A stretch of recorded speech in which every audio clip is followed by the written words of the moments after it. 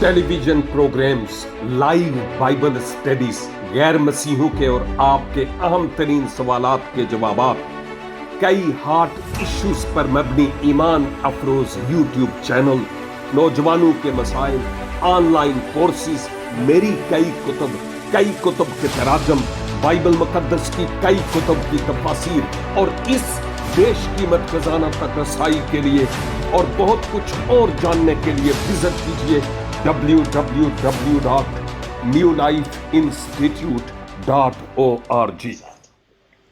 खुदावंद यीशु मसीह के पाक, जलाली और अफजल तरीन नाम में मुअज़्ज़ज़ नाज़रीन और सामईन, मसीह खुदावंद में मेरे भाइयों बहनों और हम खिदमत साथियों, आज एक दफा फिर आपकी खिदमत में हाजिर होते हुए आदाब पेश करता हूं और खुदावंद कुद्दूस का ममनून हूं इन अनमोल बेशकीमत और खूबसूरत घड़ियों के लिए जो उसने मेरे जीवन में अनायत फरमाई है कि आपके जरिया से की जाने वाली परस्तिश और दुआओं के वसीला से और इस मीटिंग के प्रिजाइड किए जाने के वसीला से मैं बरकत पाने वाला हो सकूं।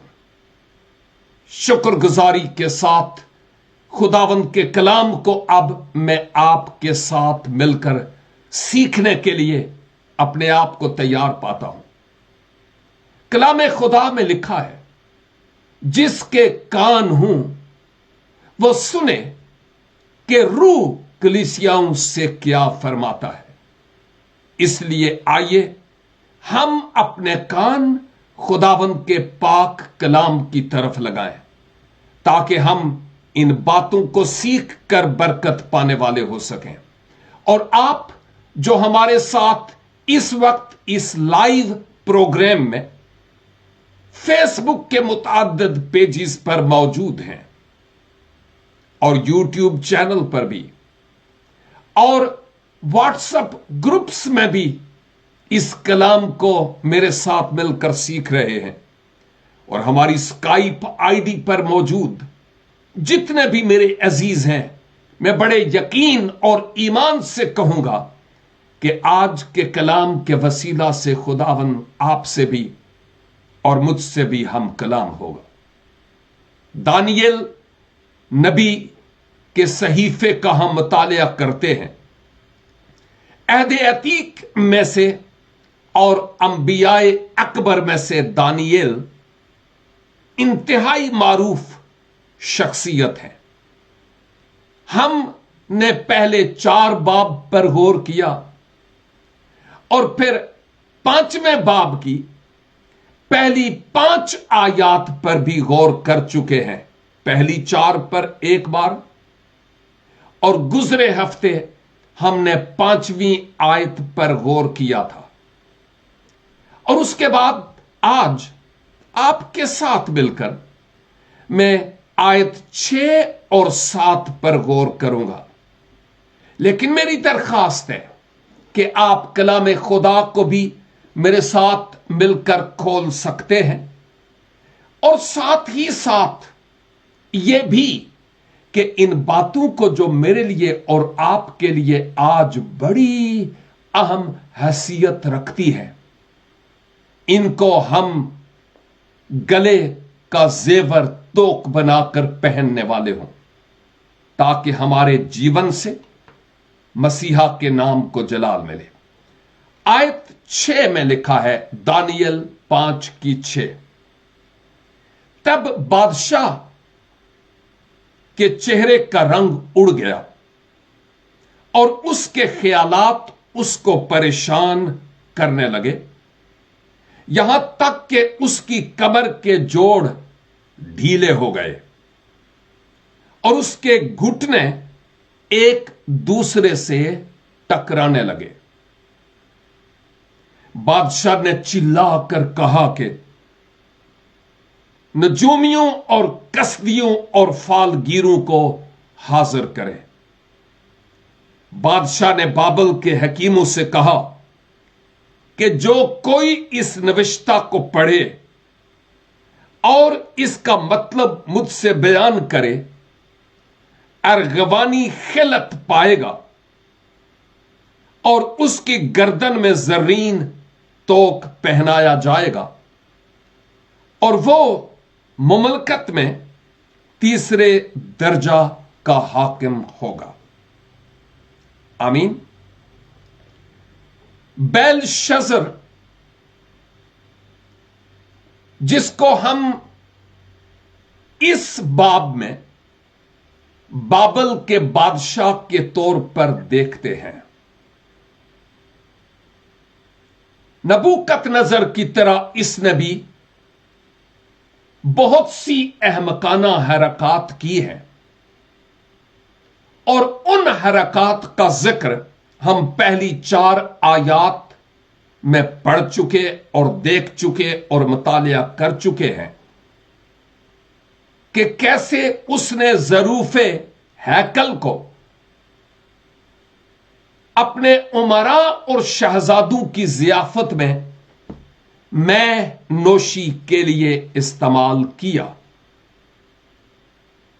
اور مابعد آیت 5 میں ہم نے دیکھا کہ جب وہ اس ضیافت میں محو اور مسرور تھا، میں نوشی میں اور شاید میوزک یعنی موسیقی اور ناچنے گانے میں، تو اس وقت اس کو سامنے دیوار پر ایک نوشتہ نظر آیا، ایک ہاتھ تھا، بازو نہیں، بدن نظر نہیں آتا تھا، ایک ہاتھ اس دیوار کے پلستر پر کچھ لکھ رہا تھا، اور اس ہاتھ کے لکھے جانے کے سبب سے ایسی دہشت چھا گئی کہ ہم ان آیات کے مطابق یوں دیکھتے ہیں کہ وہ جو اس بڑی ضیافت میں موسیقی پر رقص کرنے والے تھے، اب موسیقی سٹاپ ہو جاتی ہے، رقص کرنے والے، ناچنے والے سٹاپ ہو جاتے ہیں، میں نوشی کرنے والے لوگوں کے ہاتھوں سے وہ میں سے بھرے ہوئے پیالے، بول، گلاسز شاہی میز پر سے گر جاتے ہیں اور ٹوٹ جاتے ہیں، ہر کوئی تھر تھرانا اور کانپنا شروع کر دیتا ہے، کیونکہ ایک ما فوق الفطرت ہاتھ دیوار پر کچھ لکھتا ہوا نظر آیا ہے۔ اور آپ کو معلوم ہوگا کہ میں نے آپ کی خدمت میں یہ عرض کیا تھا کہ اس باب کے جو ٹائم پیریڈ ہے، ڈیوریشن ہے، اس دوران مادی اور فارسی لوگ بابل کے چوگرد محاصرہ کیے ہوئے تھے کہ جلد بابل کی اینٹ سے اینٹ بجا دے، لیکن شاہ بابل بیلشزر کو یہ مان تھا کہ وہ یہودیوں کا اور اسرائیلیوں کا خدا کہاں ہے، وہ ان کا یہوہ کہاں ہے، دیکھتے ہیں ہم کہ وہ کیا کرتا ہے۔ اور اس لال پری کی دھوت میں وہ اب اپنے معبودوں کے سامنے جو لکڑی اور پتھر اور سونے اور چاندی اور پیتل کے بنے ہوئے تھے، جھکنے لگے اور ان کی پوجا کرنے لگے۔ اسی اثنا میں خدا کی طرف سے ایک عدالت کا اعلان دیوار پر لکھا جا رہا تھا، اور میں نے ایک بار پہلے بھی بتایا ہے کہ یہ جو بابلی لوگ تھے اس وقت، یہ اپنے آپ کو محفوظ پاتے تھے کیونکہ 17 میل کی ایک بڑی فصیل بابل کو گھیری ہوئی تھی، جو کئی فٹ چوڑی، کئی رتھ اس پر سے گزر سکتے تھے، اور مضبوط فصیل۔ اگرچہ بادشاہ کو معلوم تھا کہ مادی اور فارسی گھیرا ڈال چکے ہیں، اور اس کے باوجود وہ اپنی احمقانہ حرکات میں اور خدا کے نام کی تکفیر کرنے میں لگے رہے ہیں۔ لیکن اس بات کو جاننا انتہائی ضروری ہے کہ جو کچھ نا خدا لوگ یا خدا کے وجود کے منکر لوگ یا ایون خدا کے پلان اور منصوبہ کے خلاف جو لوگ ہیں، جو کچھ بھی وہ کرتے ہیں، خدا اس کو دیکھ رہا ہے، اور بہتوں کی عدالت کا اعلان ہو بھی چکا ہے۔ اور ہم دیکھتے ہیں کہ اس ہاتھ کے دیوار پر نظر آنے کے سبب سے موسیقی رک گئی، ڈانس رک گئے، ہر کوئی شاید اپنی سیٹ پر سے اٹھ کھڑا ہوا ہوگا، بادشاہ پر خوف اور ڈر طاری ہو گیا، اس کا رنگ اڑ گیا، فک ہو گیا، اور اس کے جو امراء تھے پھر ان کا حال کیا ہوگا؟ وہ ساری ضیافت کی جو رنگینی تھی وہ اب جاتی رہی ہے۔ آخر اس کی وجہ کیا تھی؟ کیا ریزن تھا؟ میں آپ کو بتاتا ہوں جو میرے مطالعے میں اور میرے علم میں آیا ہے، اور وہ یہ کہ بیلشزر خدا کو للکارتا تھا،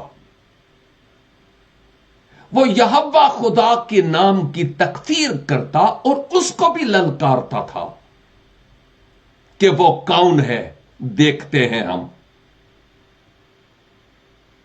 اور اس کے نتیجے میں جب وہ ہاتھ اس کو دیوار پر نظر آیا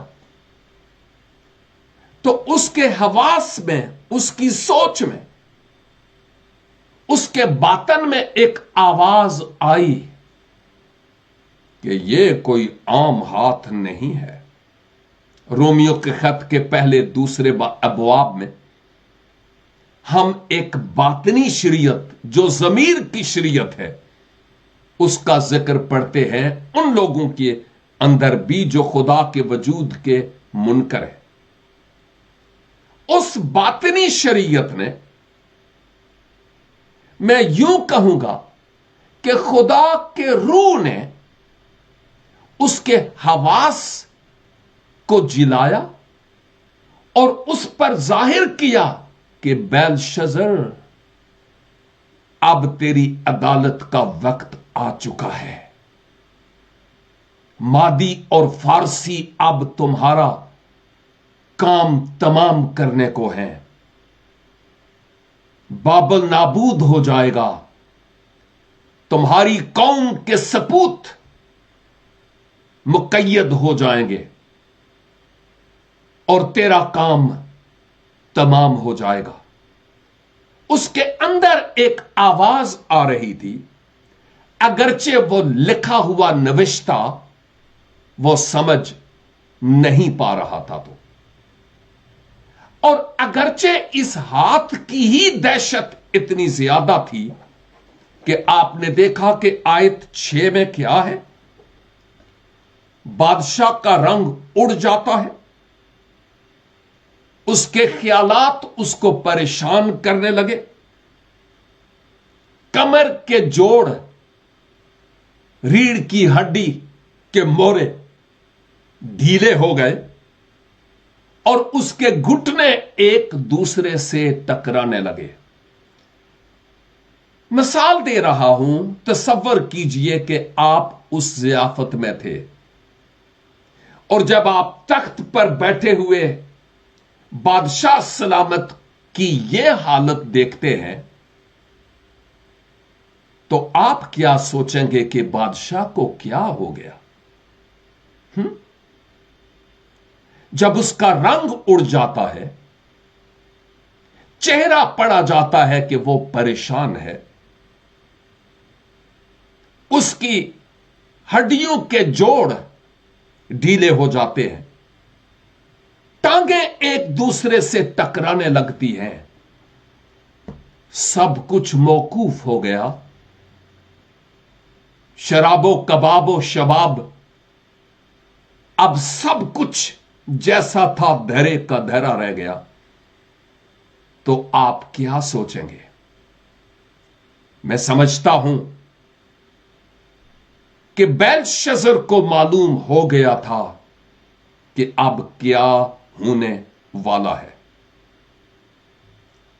बादशाह इसलिए उस तहरीर को जो दीवार पर थी समझ नहीं पाया था, क्योंकि ये जो बाबली लोग थे, हम आगे अगली आयात में नेक्स्ट टाइम देखेंगे, ये नजूमी, ये कसदी, ये फालगीर और ये जादूगर, इनकी जबान ये नहीं थी, कसदियों की जबान और थी। और जिस जबान में ये निविश्ता लिखा जा रहा था वो इब्रानी जबान थी, जो यहूदी लोग और इब्रानी लोग तो पढ़ सकते थे, लेकिन कसदी लोग इसको नहीं पढ़ सकते थे। खैर, जब आयत 7 देखते हैं तो यहां लिखा है, बादशाह ने चिल्ला कर कहा, ओ, हर बादशाहत में कुछ आदाब महफल होते हैं, और बादशाह के यहां बड़े उमरा बैठे हुए थे, शहजादे और वज़रा, और उनकी मौजूदगी में जब बादशाह का यह हाल होता है तो फिर क्या होता है? बादशाह चिल्ला उठा। यह बिल्कुल ऐसे ही है कि जैसे हम किसी इबादत में बैठे हुए हों, शायद यह एक मजे का खेज बात हो, लेकिन पाकिस्तान में कई जगहों पर मैंने देखा कि लोग इबादत में बैठे हुए हैं, दरियों और चटाइयों पर, गलियों में, और फिर अचानक से शायद कोई बिल्ली उधर से आती है और खवातीन की जो सफ़े हैं उनके बीच से होकर गुजरती है, एकदम बगद्दड़ मच जाता है, और फिर बोलने वाला भी अब थोड़ी देर के लिए खामोश, और सब लोगों की तवज्जो उस तरफ होती है कि यह हुआ तो क्या हुआ, क्या रीजन है। और यहां हम देखते हैं कि बादशाह, बाकियों को शायद यूं लगा हो कि इसको क्या हो गया, जबकि बाकी उसकी वजह से इंतहाई नाला और परेशान थे। और जब मैंने कहा ना कि एकदम चिल्लाकर उसने कहा, पुकार कर कहा, काश कि मैं चिल्लाकर आपको उसकी बात सुना सकूं, लेकिन मैं नहीं चिल्लाऊंगा, क्योंकि आप खुद समझ रहे हैं कि बादशाह ने कितनी ऊंची आवाज में पुकार कर कहा होगा, क्या कि नजूमियों को और कसदियों को और फालगीरों को हाजिर करें। क्या आप पहले 2-3 अबवाब से वाकिफ हैं? यही हरबा नबूकदनजर ने इस्तेमाल नहीं किया था अपने ख्वाबों की ताबीर को जानने के लिए? क्या इन नजूमियों, फालगीरों, हकीमों और कसदियों और जादूगरों में कोई मां का लाल था जो आकर बादशाह को बताता, साहब आपने जो ख्वाब देखा वो ये है, اور آپ کے خواب کی تعبیر یہ ہے؟ کوئی ایسا شخص ان میں سے نہیں تھا ماسوا ایک کے جو اس کا ماننے والا ہے جو دلوں اور گردوں کے بھیدوں کو جانتا ہے، یہوہ پاک خدا۔ اور اس کا بندہ دانییل وہاں پر تھا جو اس بھید کو عیاں کرنے والا اور بہتےروں کی جان بخشی ہوئی ایک اس شخص کے ذریعہ سے۔ لیکن کہنے کا مطلب یہ کہ نہ تو یہ نجومی فالگیر جادوگر اس وقت کچھ کر پائے، نہ ہی اب کچھ کر پائیں گے۔ اور میرے عزیز بھائیوں اور بہنوں، آج کی دنیا میں بھی خواہ آپ کے پرسنل حالات، خاندانی سچویشن کیسی ہی کیوں نہ ہو، غیر معبودوں کو ماننے والے ہمارا کچھ بھی نہیں بگاڑ سکتے اور نہ ہی وہ ہمارے حق میں کچھ کر سکتے ہیں۔ ملعون ہے وہ شخص جو ان کو اپنا بازو جانتا ہے، اور مبارک ہے وہ شخص جو خداوند پر توکل کرتا ہے۔ اور یاد رکھیے، غیر معبودوں کے ساتھ، فالگیروں، جادوگروں، نجومیوں، ہاتھ کی لکیریں دیکھنے والوں، طوطے سے فال نکلوانے والوں کا حال زبور کی کتاب میں لکھا ہے۔ اور وہ کیا ہے؟ غیراں دے نال بن دے، کول قرار ہن جیڑے، انہاں دے دکھ صدا ودن گے بتیرے۔ کیونکہ ہم زندہ خدا کو چھوڑ کر غیر معبودوں کے پیچھے بھاگے اور ان سے اپنی فیور لینا چاہیے، جیسا ہم یسایہ کی کتاب کے 30 باب میں بھی سیکھتے ہیں کہ کیسے اسرائیل نے مصر سے مدد لینا چاہیے، اور وہ ان کو لینے کے دینے پڑ گئے۔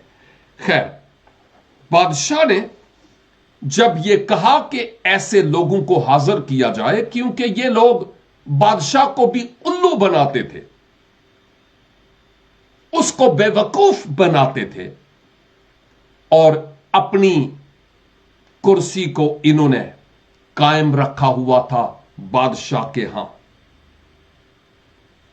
بادشاہ نے بابل کے حکیموں سے کہا، حکیم سے مراد وہ پڑیوں والا حکیم، دوائی والا حکیم نہیں ہے، یہاں ان کو کہا گیا جو صاحب حکمت ہے، اور حکمت سے مراد ایسا شخص جو دانا ہو، یعنی دانا شخصوں کو، اشخاص کو، عقل مند اشخاص کو، صاحب فہم لوگوں کو یہاں پر حکیم کہا گیا ہے۔ پولس رسول نے بھی کرنتھس کی کلیسیا کو لکھتے ہوئے کہا، اس دنیا کے حکیموں کی حکمت کو اس نے رد کر دیا ہے، جو فلسفی ہیں اور لاجک پر بھروسہ کرتے ہیں۔ یہاں لکھا ہے، بادشاہ نے بابل کے حکیموں سے کہا، کیا جب وہ حاضر ہو گئے تو ان کو شاید تھر تھر آتے ہوئے، شاید کانپتے ہوئے، اس کی ہڈیاں ویسے ہی ایک دوسرے کے ساتھ لگ رہی تھی۔ شاید کئیوں نے سوچا ہو شاید اس کو کوئی ملیریا ہو گیا ہے، فیور ہو گیا ہے، سردی لگ رہی ہے اس کو، جبکہ ایسا نہیں تھا۔ خوف اور دہشت اس پر طاری تھی، اور ان لوگوں سے کہا گیا کہ جو کوئی اس نوشتہ کو پڑھے، لگتا ہے یہ نوشتہ اس دیوار پر کندہ رہا ایک خاص وقت تک کے لیے۔ خدا ان کی زبان میں بھی یہ نوشتہ لکھ سکتا تھا، لیکن خدا چاہتا تھا کہ یہ میرے ہی بندے کے محتاج ہوں، تاکہ ان کو پتا چلے کہ کوئی خداوندوں کا خداوند ہے جو ہمارے معبودوں سے کہیں زیادہ افضل، اعلی और साहिब कुदरत है। तो बादशाह ने कहा कि जो कोई इस नविश्ता को पढ़े और इसका मतलब मुझसे बयान करे, ये लिखा हुआ पढ़े और मुझे समझाए कि ये क्या लिखा हुआ है, तो क्या होगा?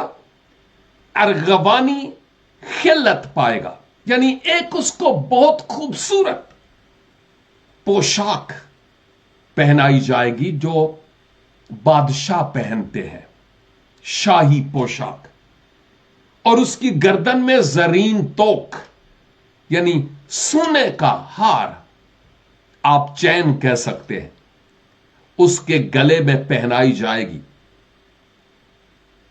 शाही पोशाक, सोने की चैन उसके गले में होगी, और नंबर 3, वो ममलकत में तीसरे दर्जा का हाकिम होगा।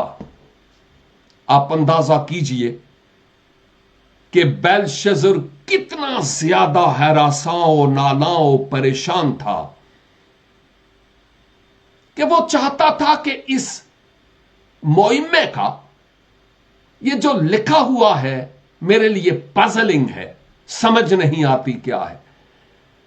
जो कोई इसको पढ़कर मुझे समझाए, मैं उसको अर्गवानी खिलत पहनाऊंगा, गले में जरीन सोने का हार, तोक, और उसके बाद अपनी ममलकत का तीसरे दर्जा का हाकिम उसको बनाऊंगा। ये तीसरे दर्जे के हाकिम से क्या मुराद है? भाई, वो पहले दर्जे का तो हो सकता नहीं था, क्योंकि पहले दर्जे पर नबूकदनजर था जिसका दौर गुजर चुका।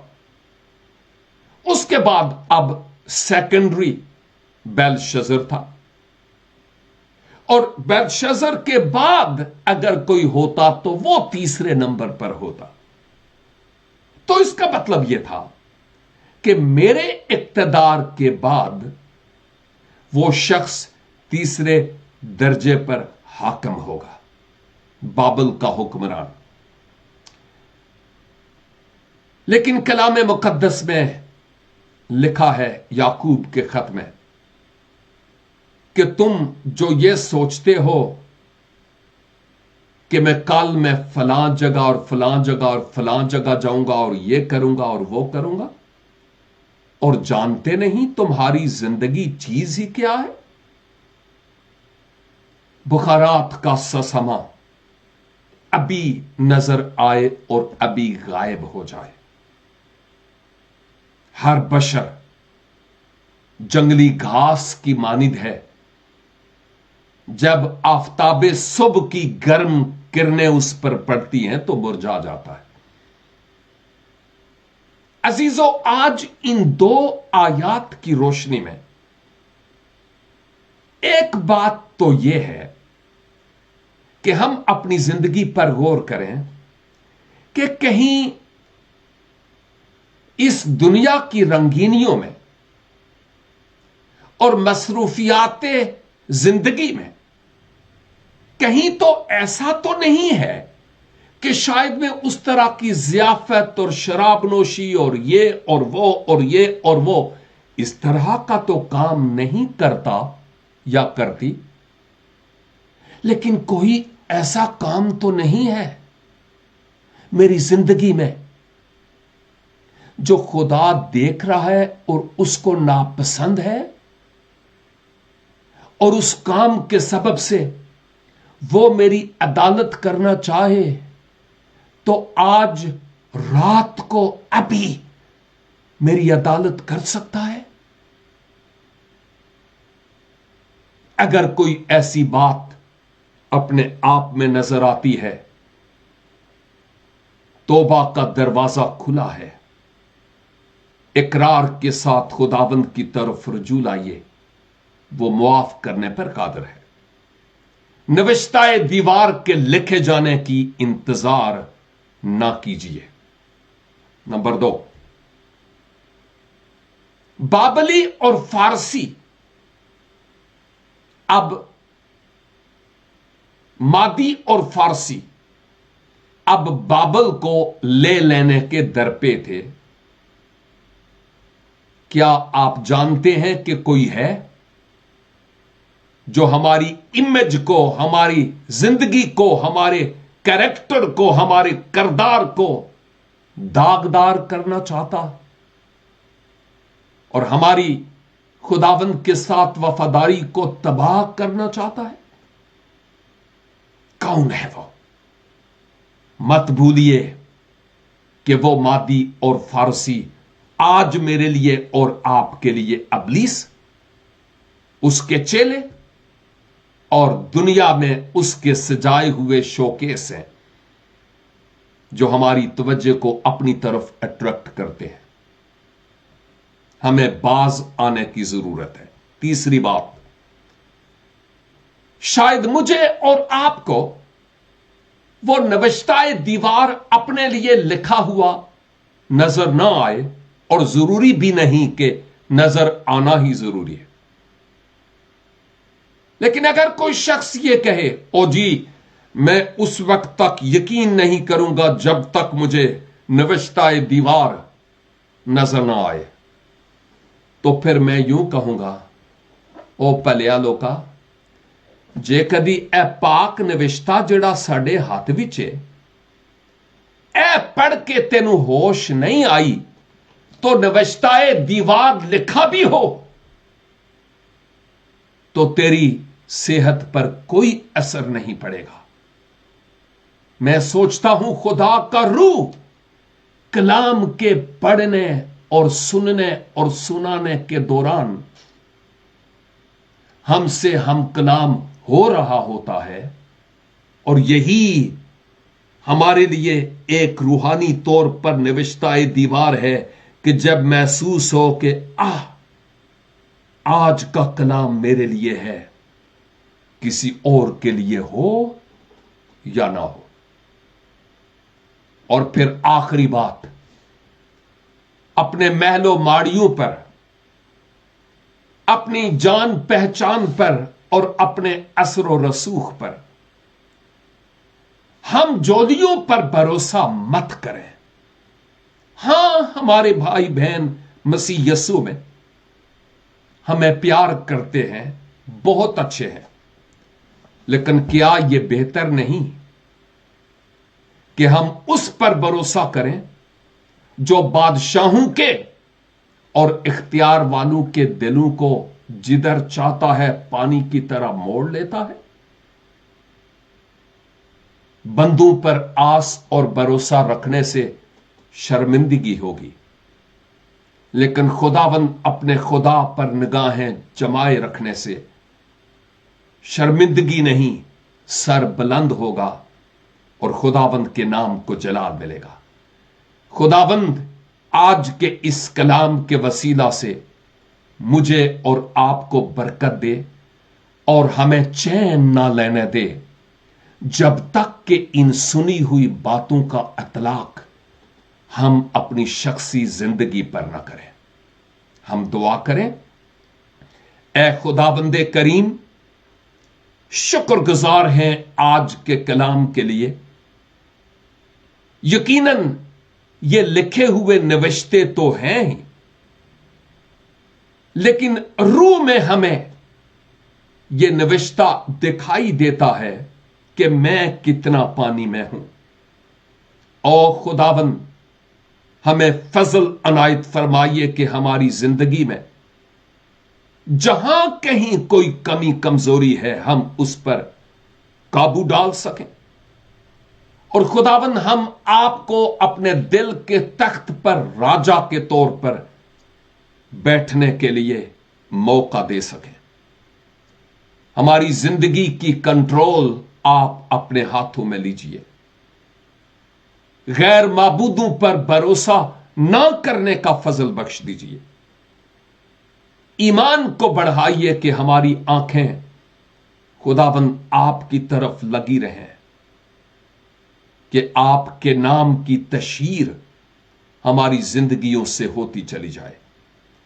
ऐ खुदावंद, इस कलाम के सुनने वाले मेरे भाइयों और बहनों पर आपके करम की निगाह हो, दुखियों को सुख बख्श दीजिए, परेशान हाल लोगों को तसल्ली और बीमारों को शिफा। खुदाबंद यीशु मसीह के पाक बुजुर्ग और कुदरत वाले नाम के वसीले से हम ये दुआ मांगते हैं। आमीन एंड आमीन। खुदावंद आप सबों को भारी बरकत अनायत फरमाए, और अगर खुदावंद की मर्जी हुई, खुदावंद ने चाहा, तो नेक्स्ट वीक फिर मिलेंगे अगली आयात को लेकर। तब तक के लिए खुदावंद की हिफाजत और खुदावंद की अमान में रहिए। God bless you.